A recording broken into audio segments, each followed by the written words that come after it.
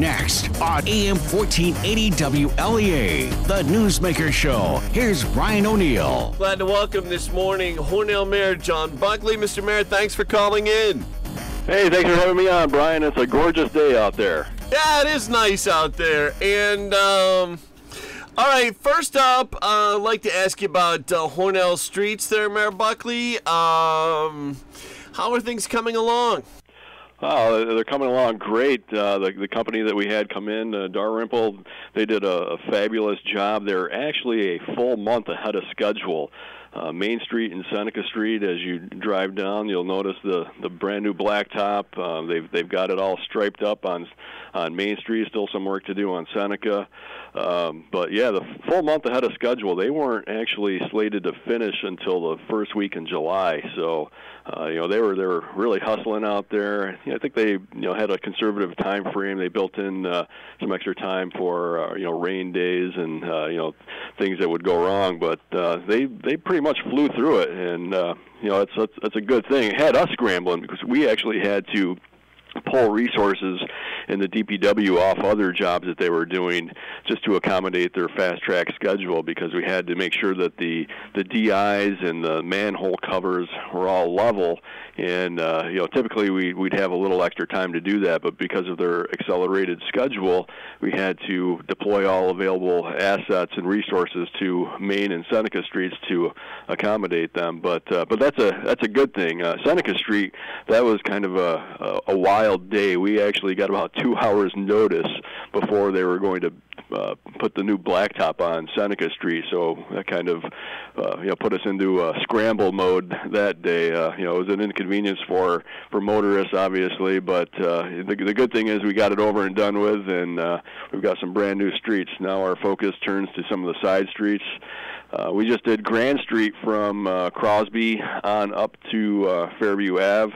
Another street that was in dire need of replacement, so we've got that milled up, got fresh blacktop on there. Catherine Street, another one. We've got a lot of infrastructure projects going on right now. The parking lot behind the Hare Zoo and Stearns, over by the Moose, that'll be done probably August towards September. So that's a parking lot that's been in rough shape for a long time. So very excited to do some work in there and get some fresh blacktop over there for those folks.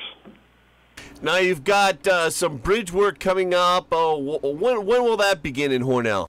Yeah, so the bridge work, we've actually had some meetings, some pre-bridge work meetings regarding Seneca Street Bridge right over by the American Legion. That'll be replaced next year, along with the bridge. When you're on Main Street and you go over the East Main Street Bridge, there's this box culvert. So it's a smaller bridge. So there's basically two bridges back to back. The smaller of the two is going to be replaced next year as well. So we'll have two bridges being replaced simultaneously.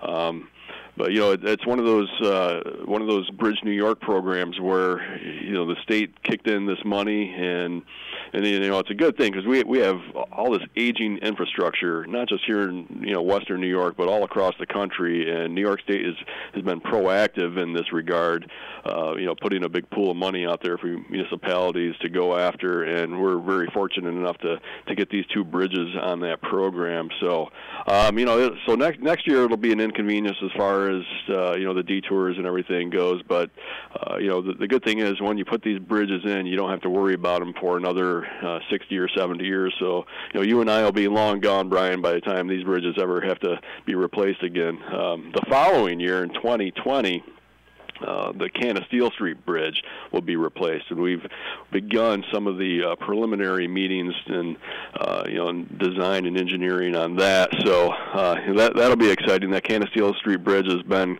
kind of a thorn in my side for a long time. It's been deteriorating.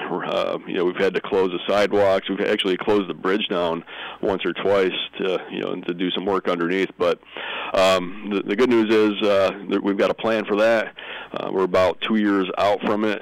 and after that, we're going to try to get that South Division Street Bridge done. So we've got a lot of infrastructure work happening now, a lot of infrastructure work next year and the year after, and it never ends. But the good thing is we'll have after the next few years, we'll have just about every bridge in the city will be on the newer side, so we won't have to worry about them for a long, long time. And driving around, you can see that the work on St. James is coming along very nicely. Yeah, St. James is. You drive up there, the medical village is looking beautiful. The new structure for the hospital itself is coming along. They worked right through the winter. They didn't really let the bad weather slow them down too much. They're very excited. There's a lot of enthusiasm. In the air for the medical village and the new hospital to come online, and it's very exciting. It's an exciting time to live in Hornell. It's an exciting time for the city, for the village, for the town, for the entire region. Not just the infrastructure and the new hospital, but the jobs that are being created, and there's a lot to celebrate, a lot to be thankful for. How about Alstom, Mayor Buckley? Yeah, Alstom. I mean, again, they're moving along. They're moving a lot of dirt. They're getting a lot of prep work done for the mile-long test track that they're putting in, which they have to put that bridge in. So when you drive over by the old Sunset, you'll notice all the construction work, and that is to put that bridge in to accommodate that test track. So they're moving along. They're busy over there. I just saw a report about a week ago on the job numbers from Alstom. And the report that I saw had Alstom up around 800 employees right now. So they're really going in the right direction, and you can see it in the city. You can feel it, the vibrancy, the influx of people. That ties in directly with the housing projects that we've got going on. Reedman up on Fairlawn Avenue, the Bassett Group up on the property adjacent to the airport, which is city annexed. So, with all these people coming in, they need a place to live. And Reedman up on the hill there, they already have people that have moved in. They've got residents in the building already, and they're still working on some of the other buildings. So, it's like I said, there's a lot to be thankful for, a lot to celebrate, and what a great time for Hornell. We're talking with Hornell Mayor John Buckley live this morning. Getting back to St. James, I went to their website, thenewstjames.com, and then if you click on schedule, it's kind of interesting. They've got, let's see, fall 2018, move into medical office building. Summer and fall 2019, completing the interior finish work, furniture, framing, painting, etc. And let's see, by the winter of 2018-2019, installation of heating, ventilation, air conditioning, infrastructure, etc. Winter 2019 is when they're expected to move in. Now, is all that still accurate, Mayor Buckley? Yeah, to the best of my knowledge, when you have a project of that scope and scale, you never pin down a certain day on the calendar. You just kind of have a target area. So I think that's what they're doing there. Barring any unforeseen problems that may arise, I think they're right on schedule. I think they're right on track to hit those goals. So I think they're heading in the right direction. That's great. We're talking live with Hornell Mayor John Buckley this morning. We're going to take a quick break, check the forecast, and we'll come back and talk some state and national issues. Stay with us. The DJ you should hire listens to you about the kind of party or reception you'd like to have, pronounces your name right, plays the music you request, not the songs he feels like hearing. The DJ you should hire works out the songs ahead of time with you. Sean Stewart, DJ Truth, for all occasions, weddings, dances, graduations, anniversaries, and parties. 661-7658. 661-7658. 661-7658. For Sean Stewart, DJ Truth. Good Monday morning now. Saying hi to the meteorologist, Rob Carolyn. The makes a big difference between the meteorologist, Rob Carolyn, or meteorologist, Rob Carolyn. Grammar lessons with Rob. That is very important. Hey, we've got a pretty nice day starting to develop out there, Brian. The cloudiness, which we had early on this morning, has pushed off way to the south. It's down around the New York-Pennsylvania border, and we're looking good for today and tomorrow. Looks like a mostly sunny day, about 75 to 80, pretty comfortable with low humidity. Sunrise was early this morning at 5:33, sunset at 8:47 this evening. Tonight we're clear, comfortably cool, 50 to 55. Nice day tomorrow, should be partly sunny, still comfortably warm, 75 to 80 with low humidity. Things do start to change tomorrow night, Brian. Frontal system heads our way. We'll have clouds, could pick up a couple of showers or a thunderstorm late tomorrow night, 60 to 65. And for Wednesday, we'll see that front bring us scattered showers and thunderstorms. The highs Wednesday, 80 to 85, Brian. Back with the Hornell Mayor, John Buckley. Moving on to state issues. Well, the governor's race is going on. I would say New York City Democrat Cynthia Nixon probably gets the most media attention from the New York State reporters. I'm sure that Mark Molinaro, the Republican candidate, and all the other candidates would pretty much tell you the same thing, including Governor Andrew Cuomo. What do you make of the governor's race, John? I think you're pretty accurate in that where Cynthia Nixon is obviously a television star and has been for quite some time, a very popular series that she starred in for many years. So I think the media has a tendency to kind of gravitate towards those types of personalities when they opt to run for elected office. So I think the governor or Mark Molinaro or whoever, whatever the other candidates in the race, I think it would be natural for them to complain about the media favoring one over the other, but that's just kind of natural. I think we've seen that before in national races where I remember Fred Thompson, the longtime actor.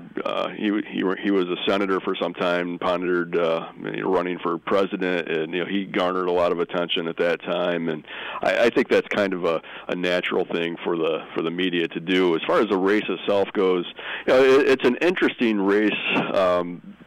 Cynthia Nixon accuses Governor Cuomo of being too conservative and too Republican friendly, which if you are a conservative or a Republican, I think you would adamantly disagree with that. But I think that shows you how far to the left of the governor that Cynthia Nixon actually is. But what that does to him is that I think that effectively kind of pulls him further left. So in a lot of these primaries, whether it's Republican or Democrat, when you have these primaries, you typically get pulled even further to the left or further to the right, and I think that's what you're seeing in this race. Where it goes, I don't know. I don't think the governor is underestimating her. I wouldn't if I were him. He hasn't exactly been very popular on certain issues. I know. Obviously, as a conservative, there's a lot of different issues to disagree with the governor on. But even on the other side of the equation, I know the teachers union hasn't been a big fan of his over the years, and he's had he's done some good things, but there's some things to overcome as well. So yeah, and on the topic of the teachers union, the New York Times did an article where they pointed out that Governor Cuomo, when he began, came out strongly against unions, and now you have Governor Cuomo coming out strongly in favor of unions, which is probably, as you mentioned earlier, largely because of Cynthia Nixon, although he was heading more in that direction. But I think, as you say, she pulls him more and more to the left, although unions does not necessarily equal left. It depends on the situation. We have Hornell Mayor John Buckley on the line. I'm on Mark Molinaro's Twitter page now, and he says, quote, Molinaro says, "We have to put an end to pay-to-play politics, and I will. We have to end corporate welfare, and I will. New Yorkers will no longer be an ATM machine for out-of-touch politicians when I'm governor." What do you make of that statement, Mayor Buckley? Well, there's a lot of statements in an election year, so you have to take it for what it's worth. People say a lot of things. I affectionately refer to election season as silly season because the letters to the newspaper start coming in, and you get all these sound bites and promises and pledges. So take it all with a grain of salt. But it'll be an interesting year. Mark Molinaro, I've had the pleasure of meeting him a couple of times. I had him here in the city.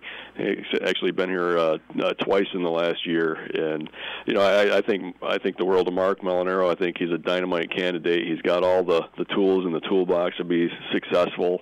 And and don't underestimate him. Cynthia Nixon, she received the endorsement from the Working Families Party. So if she's on that line going into the general election and can siphon off 3, 4, 5, 6% of the vote from Governor Cuomo, and Mark Molinaro overperforms on the Republican line, hey, you never know. So nothing's a given in life, and certainly not in politics. We're talking with Hornell Mayor John Buckley. Moving on to the national scene, well, got to start out with Robert De Niro's statements from last night, which have been all over the news this morning from the awards ceremony last night, where Robert De Niro, the longtime movie actor, really went after President Trump. Your thoughts, Mayor Buckley?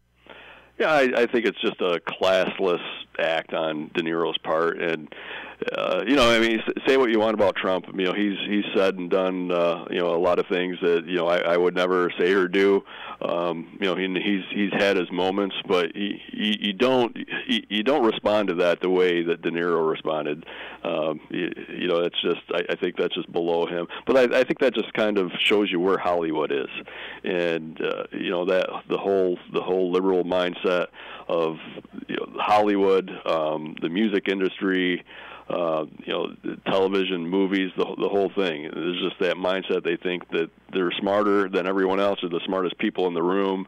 There's no open dialogue. You're either with them or you're against them. I think it's just the whole politics on the national level has just really devolved into something that's just so ugly, and you see it at the state level to some degree, but at the national level, you can't even have a conversation anymore. There's no, you can't even talk to people about an issue without people just getting all riled up. Yeah, the days of kidding about this stuff, that's changed a little bit. Mayor Buckley, what did you make of the whole G7 thing with the Canadian Prime Minister Justin Trudeau calling a press conference, and then President Donald Trump slammed Trudeau for his press conference and Trudeau's statements? Did you have any thoughts on that? Well, yeah, I think I think Trump could probably handle some of these things a lot better. To be honest with you, going into the negotiations, but Trudeau, though, he's very far left. So from an ideological standpoint, he and Trump are diametrically opposed. Even though the U.S. and Canada are neighbors and have been close friends and have worked together and have a long history of doing so.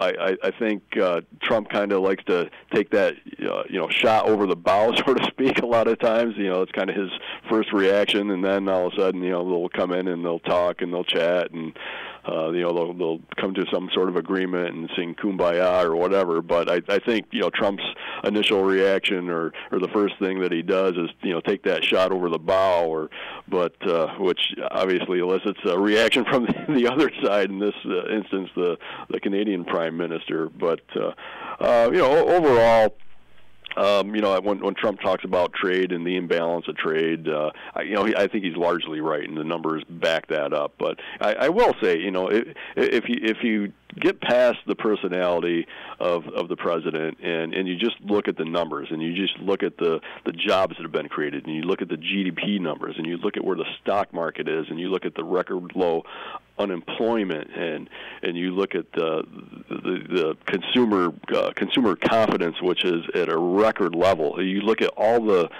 underlying numbers of the economic situation, and they're all pointing up and have been since he took office. It's undeniable that the country's economy is going in the right direction and has been. And millions of jobs have been created, trillions of dollars in wealth has been created through the stock market. And the thing that doesn't get talked about, we talk about tax cuts, but what we really don't talk about is the reduction in regulations that's really spurred the economy and kind of taken the handcuffs off businesses and allowed businesses to grow. And all the companies that have received the tax cuts that have given back and given bonuses, and I'll say something about trickle down economics. Trickle down economics, you're seeing that at work right now. And what trickle down economics has kind of got a bad rap back in the Reagan years. It actually does work when you look at it from the standpoint of when these tax cuts were implemented, when these regulations were lessened, what happens? These companies give back to their employees, they create more jobs. It does trickle down. You're seeing it and have been seeing it. I'm going to close out here with and get your thoughts on this. This is President Trump from his Twitter page. He tweeted this. What would have been around 10 o'clock last night. Germany pays 1% slowly of the GDP towards NATO, while we pay 4% of a much larger GDP. Does anybody believe that makes sense? We protect Europe, which is good, at great financial loss, and then get unfairly clobbered on trade. Change is coming. What do you make of that statement? I think, again, just looking at what our country produces, and what we put out as far as GDP numbers, as far as aid to other countries, as far as NATO, funding of the UN, it's disproportionately weighted against the United States, and has been for some time. Other presidents have ignored it. Other presidents have. It's just not a fight they've been willing to fight. But this president has a different mindset. This president, he's trying to rebalance things. It is kind of interesting to see it, and he does get criticized a lot for his tweets, but sometimes you get some interesting statements out of those. With that, we've got to leave it. Hornell Mayor John Buckley, I want to thank you so much for joining us live today. Thanks a lot, Brian. It's good to be here, and enjoy the sunshine. Cato Mealy, the owner of a coffee shop in Lynn, Massachusetts, found out the damage social media can do to